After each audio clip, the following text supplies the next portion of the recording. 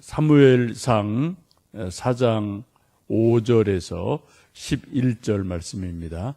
여호와의 언약궤가 진영에 들어올 때에 온 이스라엘이 큰 소리로 외치매 땅이 울린지라.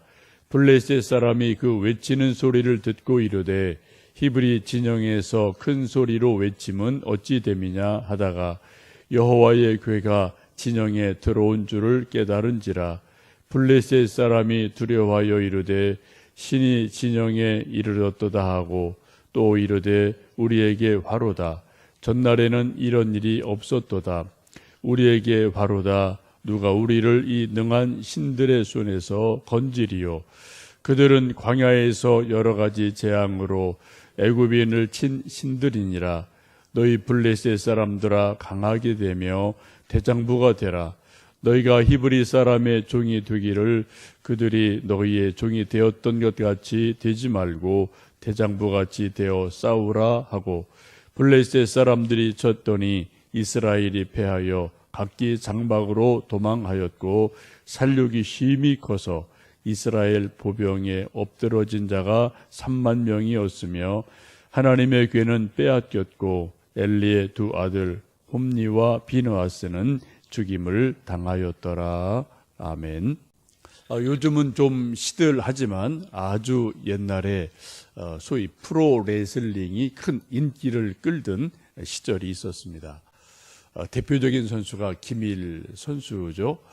그래서 뭐 시골 혹은 동네마다 텔레비전도 귀하던 시절에 김일 선수 레슬링 한다 하면 또 많은 이웃 사람들이 몰려와서 텔레비전을 보던 그런 시절을 기억을 합니다. 김일 선수가 일본 선수와 막 싸워서 수세에 몰리고 얻어터지고 질 것 같이 막 위기에 몰리다가 갑자기 김일 선수가 상대방 귀 잡고 다리에 번쩍 들었다 빡치게 한번 땅 하면은 상대 선수가 꽝 넘어지고 그대로 뭐 KO돼서 이제 못 일어나고, 그럼 또 김일 선수가 또 이제 손 번쩍 올리고 또 승리하는 그런 모습 여러분 혹 기억하실 것 같습니다. 김일 선수가 박치기로 이기면은 역시 김일이 하고 이제 온 국민이 박수치고 기뻐하고 내일처럼 즐거워하던 그런 시절이 있었죠. 근데 중요한 것은 이제 김일 선수가 박치기로 일본 선수를 이기는 것도 중요하지만 이제 소위 이제 챔피언 벨트라는 이렇게 아주 큰 배 뭐 전체를 덮을 만한 금으로 이렇게 만든 번쩍번쩍한 그런 챔피언 벨트가 있어서 나올 때 챔피언이 그것을 이제 가지고 나오죠. 또 이제 승리한 사람에게 또 챔피언 벨트를 또 채워주는데 그것을 빼앗겼을 때는 모두 다 이제 서운하고 다음에는 꼭 이겨서 그 챔피언 벨트 찾아와라 이제 막 응원하고 격려하던 일이 옛날에 우리 온 국민에게 있었습니다. 챔피언 벨트라는 것은 뭐 프로 레슬링에도 있고요, 또 복싱에도 있고, 뭐 무슨 모든 경기에 챔피언 하면은 뭐 월드컵이든 무슨 컵을 주든 그런 벨트를 주든 해서 승리자에게 주는 그런 상징 또 선물이 있었습니다. 우리가 살다 보면 누군가에게 상대방에게 힘이 약해서 혹은 지혜가 약해서 정말 소중한 것을 빼앗길 때가 종종 있습니다. 뭐 챔피언 벨트를 빼앗길 때도 있고요, 돈을 빼앗길 때도 있고, 명예를 빼앗길 때도 있고, 어떤 때는 뭐 직장을 빼앗길 때도 있고, 어떤 때는 목숨도 빼앗길 때가 종종 있죠. 우리가 빼앗길 것이 많이 있지만 특별히 이스라엘 백성들에게 있어서 빼앗겨서는 안 될 가장 중요한 것이 오늘 함께 말씀해 본 것처럼 하나님의 언약궤, 법궤, 이거는 목숨을 걸고라도 지켜야 될 가장 소중한 것인데, 오늘 말씀을 보시면 안타깝게도 이방인 블레셋에게 하나님의 법궤를 빼앗기는 치욕을 당하게 됩니다. 어제 말씀에서 본 것처럼 첫 전투에서 져서 4천여 명이 죽었습니다. 그래서 놀라서 어찌 된 일이냐, 그래서 고민하다가 법궤를 모셔오면 이길 것 같다. 그래서 하나님의 법궤를 실로에서 모셔왔는데 오히려 그것이 또 빼앗기는 그러한 일이 일어나죠. 오늘 말씀을 보시면 이 전쟁에서 져서 이스라엘 백성이 10절 보시면 블레셋 사람들이 졌더니 이스라엘이 패하여 각기 장막으로 자기 집으로 다 도망을 하고 살육이 심해서 이스라엘 보병에 엎드려진 자가 3만 명이다 라고 말씀합니다. 두 번째 전투에서는 오히려 3만여 명이 죽는 큰 비극이 일어납니다. 첫날은 4,000명, 두 번째 전투는 3만 명, 나머지는 다 집으로 도망가고, 지금 쓸만한 이스라엘의 군사는 거의 모두 다 죽임을 당하는 큰 전쟁의 패배가 있습니다. 더 큰 심각한 것은 11절 말씀 같이 보실까요? 하나님의 법궤는 빼앗겼고 엘리의 두 아들 홈니와 비느하스는 죽임을 당하였더라. 지금 최고의 지도자, 전쟁터에 나가서 가장 앞장섰던 최고 지도자 홈니 비느하스도 이날 전사를 했습니다. 더 큰 일은 하나님의 법궤가 적에게, 블레셋 사람들에게 빼앗기는 큰 비극이 일어납니다. 이러한 비극이 일어난 이유가 뭘까요? 그 이유를 우리가 전에 보셨던 말씀 2장 30절은 이렇게 말씀합니다. 하나님께서 말씀하기를 나를 존중히 여기는 자를 내가 존중히 여기고 나를 멸시하는 자를 내가 멸시하리라 라고 말씀합니다. 하나의 영적인 원리죠. 영적인 공식이 있습니다. 수학에도 어떤 공식이 이렇게 쭉 나름대로 공식이 있는 것처럼 성경에도 보시면 영적인 공식이 있어요. 영적 원리가 있습니다. 그 중요한 원리 중에 하나가 하나님을 존중히 여기는 자는 하나님이 그 사람을 존중히 여겨주고 하나님을 멸시하고 무시하는 자는 하나님도 그 사람을 멸시한다, 무시한다. 이것이 하나님이 사람을 대하는 아주 중요한 원리입니다. 그런데 불행하게도 홈니와 비느하스는 하나님을 무시한 사람입니다. 하나님을 경멸한 사람이죠. 그래서 그 결과 지금 오늘의 말씀처럼 한날 전쟁터에서 두 형제가 죽는 일이 일어나게 됩니다. 공식 혹은 원리라는 것은 예외가 없다는 거죠. 1 더하기 1은 2. 이게 맞는 공식이에요. 원리입니다. 근데 1 더하기 1은 3, 4야 라고 자꾸 우기면 그 사람은 정상적인 사람으로 사람들이 안 대해주죠. 정상적인 삶을 그 사람은 도저히 살 수가 없어요. 그래서 세상에서. 왜요? 자꾸 원리를 어기고 자꾸 딴소리 하니까 그 사람은 사람들이 저 사람 이상해. 그래서 사람 대접을 안 해주고 또 그런 삶을 정상적으로 살기가 힘들겠죠. 우리 하나님의 원리를 우리도 어기면은 정상적인 그러한 삶을 살기가 힘들어지는 일들이 있습니다.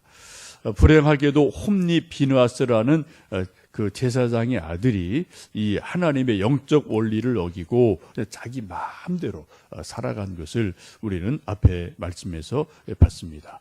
이것을 조금 다르게 표현하면은 명목상 그리스도인이에요. 이름은 하나님을 믿어요. 그런데 실제로는 안 믿어요. 여러분, 이런 일이 우리 속에도 종종 있습니다. 현대에도 있습니다. 우리 교회에도 있을 수 있어요. 명목상 이름은 하나님을 잘 믿는 사람, 목사일 수 있어요. 장로일 수 있습니다. 권사일 수 있습니다. 그런데 마음속에 진짜는 하나님이 없어요.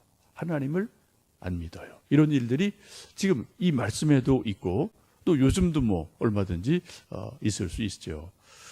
하나님을 무시하고 하나님을 참으로 두려워하지 않는 것이 좀 표현이 죄송하지만 옆집에 있는 강아지만큼도 하나님을 안 무서워하는, 안 두려워하는 그러한 하나님 믿는 사람들이 종종 있습니다. 여러분 진짜 그럴 수 있을까요? 그럴 수 있습니다. 여러분 옆집에 있는 강아지가 갑자기 그냥 나한테 확 달려들고 또 막 짖고 나 물으려고 달려들면은 움찔해서 도망가고 문 얼른 닫고 하지 않습니까? 근데 하나님은 그 정도도 안 무서워하는 거죠, 하나님을. 그냥 뭐 하나님 믿어 그러면서도 마음속에 실제 생활에서는 하나님 없는 것처럼 살아가는 일이 종종 있을 수 있습니다. 그 대표적인 사람이 오늘 본문에 나와 있는 홈니 비느하스라는 사람이고, 이 당시에 이스라엘 백성들이 그러했습니다. 반면 성경 말씀을 쭉 보시면은 하나님을 믿지 않는 이방인 블레셋 사람들은 진짜로 하나님을 두려워했어요. 그래서 법궤가 이스라엘 진영에 와서 막 큰 소리가 나니까 그들이 막 두려워서 떠는 모습을 6절, 7절, 8절에 그렇게 말씀합니다. 한번 6절, 7절, 8절 읽습니다. 블레셋 사람이 그 외치는 소리를 듣고 이르되 히브리 진영에서 큰 소리로 외침은 어찌 됨이냐 하다가 여호와의 궤가 진영에 들어온 줄을 깨달은지라 블레셋 사람이 두려워하여 이르되 신이 진영에 이르렀도다 하고 또 이르되 우리에게 화로다. 전날에는 이런 일이 없었도다. 우리에게 화로다. 누가 우리를 이 능한 신들의 손에서 건지리요. 그들은 광야에서 여러 가지 재앙으로 애굽인을 친 신들이니라. 이 블레셋 사람들도 하나님은 알긴 알아요. 그죠? 지금 몇 가지를 알고 있죠? 참 두렵다. 우리 다 죽었다. 이 하나님이 우리가 듣기로는 옛날에 애굽에서 여러 재앙을 일으킨, 또 애굽인들을 치고 죽인 그러한 그 하나님이 아니냐. 우리 이제 큰일 났다, 졌다라고 지금 큰 두려움에 빠지는 것을 보면, 지금 홈니나 비느하스 이스라엘 백성들보다 이 블레셋 사람들이 사실 마음속으로 하나님을 더 두려워해요. 그런 일이 참 역설적으로 일어나는 것을 봅니다. 지금 블레셋 사람들은 하나님을 참으로 잘 알지 못하는 백성이지만 실제로 하나님을 두려워하는 믿음, 이런 것들이 그들 속에 있고, 반면 하나님의 선택받은 백성인 이스라엘, 또 홈니 비느하스는 하나님을 알고 믿는데 사실은 마음속에 그런 믿음이 없는 그런 역설적인 일이 일어납니다. 믿음이 없으면 하나님의 법궤는 단순한 나무 상자에 불과합니다. 여러분, 믿음이 없는 사람에게는 이 성경책은 그냥 뭐 두꺼운 종이책, 투박한 종이책에 불과한 거죠. 이거 뭐 무겁기만 하고 뭐 그림도 하나도 없고 재미도 없는 그냥 그죠? 좀 딱딱한 책에 불과해요. 하나님을 정말 믿는 사람에게는 이 성경책은 두려운 하나님의 말씀이에요. 생명의 하나님의 말씀입니다. 하나님의 지혜가 담겨 있는 그런 하나님의 말씀이 또 성경책이기도 하죠. 여러분, 우리가 정말 기도할 때, 성경 읽을 때 정말 하나님의 말씀, 하나님의 생명, 하나님의 지혜가 있는 말씀으로 성경을 대하고 읽으시기 바라고요. 정말 우리가 하나님을 믿는 믿음이 껍데기가 아니라 겨자씨 같은 작은 믿음이라도 정말 살아있는 믿음, 그런 믿음 우리 갖도록 늘 하나님께 은혜를 구하고 또 그렇게 성경 읽고 기도하시는 가운데 우리 속에 하나님 은혜가, 또 하나님 믿는 믿음의 역사가 일어나기를 주님의 이름으로 축복합니다. 함께 기도하겠습니다.